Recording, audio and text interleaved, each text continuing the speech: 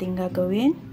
Meron akong minarinate na minced pork with chopped onions yan. Red onions. Minarinate ko siya ng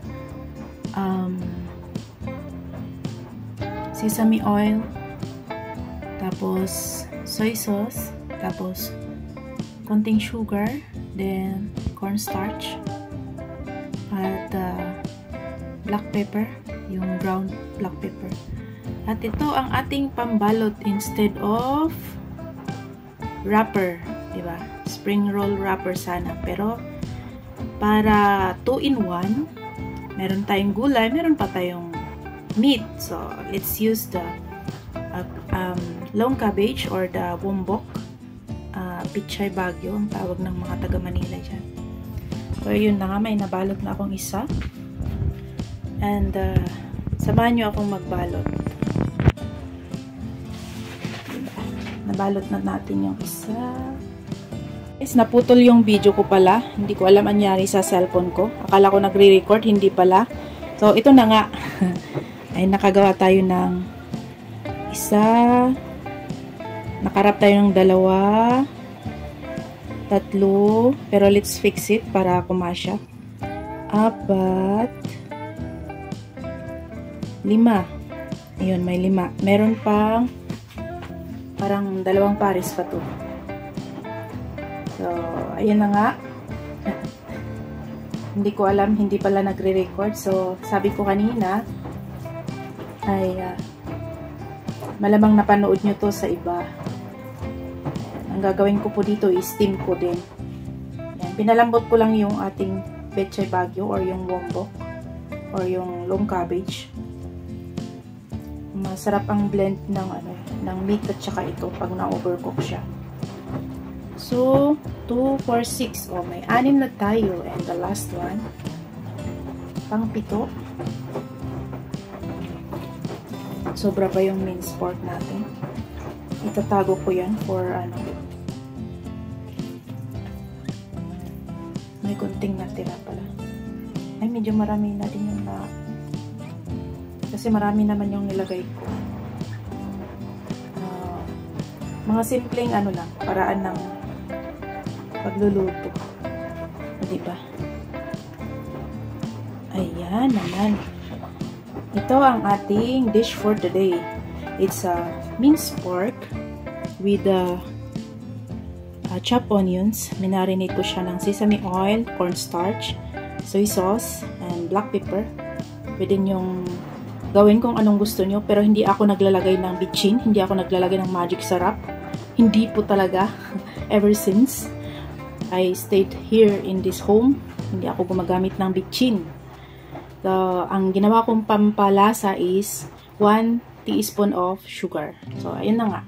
Minarinate natin. At ang extra natin na to ay ititira natin for siguro gagawin ko siyang patis bukas. So, ayan ang ating long cabbage or wombok or pechay bagyo or I don't know what you call this, guys, this vegetable with minced pork inside. So, i-steam po natin siya later on. Sabi ko lalagyan ko siya ng toothpick para hindi siya mag-open, pero I think hindi naman kailangan. So, hindi na natin gagamitin to, sayang. So, i-steam na natin, guys. Mag-prepare tayo ng tubig. Lalagyan po natin ng tubig ang ating pag-i-steaman. Enough na po yan. Pakuloyin natin siya.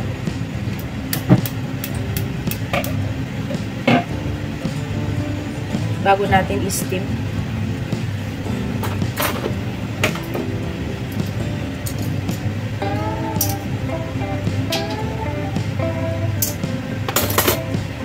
Hintayin natin siyang kumulo bago natin i-steam yung ating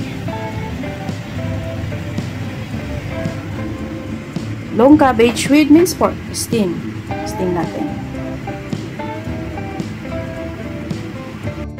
I-check natin ang ating tubig. Ayan, malapit na siya. Malapit na siyang kumulo. So, ilalagay natin yung ating ating binalot kanina.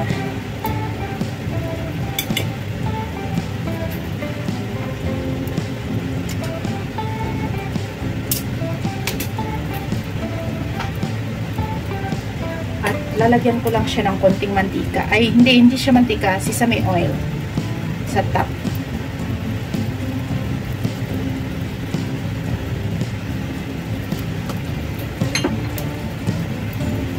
So, ganyan po ang itsura niya. I-steam ko po siya ng 15 minutes. Ayan. Para maluto yung ating minced pork.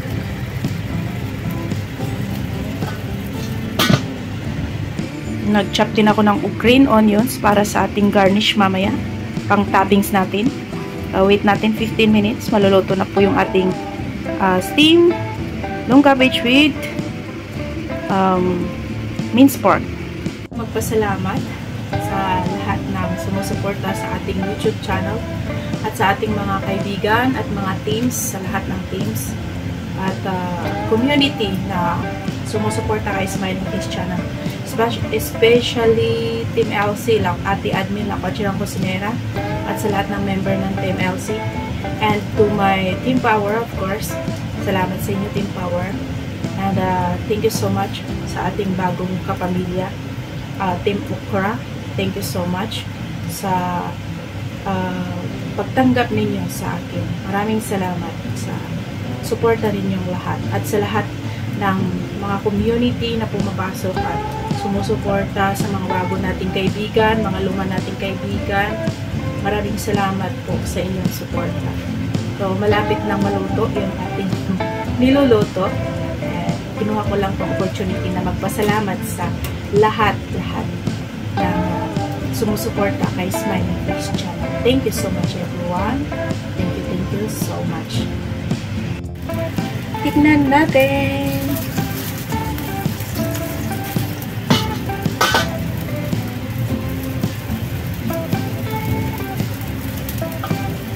I think malapit na yan.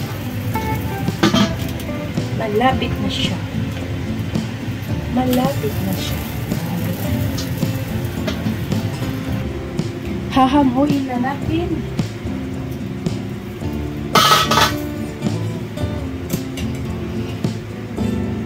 Oh, diba? Diba? So, lagay na natin to ang ating garnish toppings.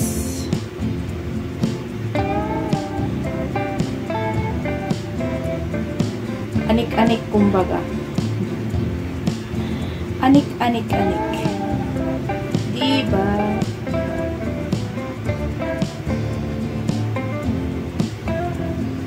Ayan na po ang ating finished product. For today's video, our simple dish for today. Long cabbage, minced pork wrapped with long cabbage or bagyo, pechay bagyo or wombok sa mga nakakaalam ng vegetable na to. So, thank you so much for always supporting my simple videos. Maraming salamat po. Thank you everyone for always supporting my simple videos. So, nakagawa tayo ng simple dish for today's video. Ayan. Ready to serve na po, mga kasway. Diba? Tara na, kain na po. Thank you. This is Smiling Face Channel. Thank you sa inyong lahat. God bless everyone.